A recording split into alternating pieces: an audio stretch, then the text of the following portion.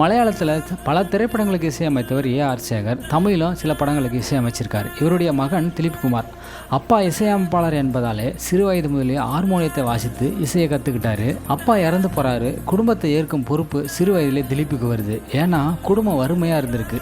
இளையராஜா உள்ளிட்ட பல இசையமைப்பாளர்கிட்ட கீபோர்டு வாசிக்கும் வேலையை செய்தார். 11 வயது முதலே குடும்பத்துக்காக வேலை செஞ்சுருக்காரு. 2 நாளைக்கு பிறகு தனியாக ஒரு ஸ்டுடியோ ஆரம்பித்து விளம்பர படங்களுக்கு இசையமைக்கிறாரு. மணிரத்னத்தோட ரோஜா படத்துக்கு இசையமைக்கிறாரு. அப்போ அவங்க தாய் இஸ்லாமியத்துக்கு மாறுறாங்க. திலீப் அப்படின்ற அவருடைய பெயர் ஏஆர் ரகுமானாக மாற்றப்படுகிறது. ஆஸ்கார் விருது வாங்கிய முதல் இந்திய இசையமைப்பாளர் ஏஆர் ரகுமான் தான். அவருக்கு பிறகு இன்னும் அந்த விருதை யாரும் வாங்கலை. ஒரு பட விழாவில் ரகுமான் பேசியிருக்காரு. நான் 11 வயசு முதலே வேலை செய்துட்டு வரேன். ஆஸ்கார் விருது வாங்கியாச்சு. 40 வயசுக்கு மேலே ஓய்வு பெறலான்னு நினச்சேன். படத்தில் ரஜினி சாரை பார்த்து தான் என் எண்ணத்தை மாற்றிக்கிட்டு மறுபடியும் நான் ஓட ஆரம்பித்தேன். இந்த வயசில் அவருடைய சுறுசுறுப்பை பார்த்து தான் என்னுடைய எண்ணத்தை நான் மாற்றிக்கிட்டேன்.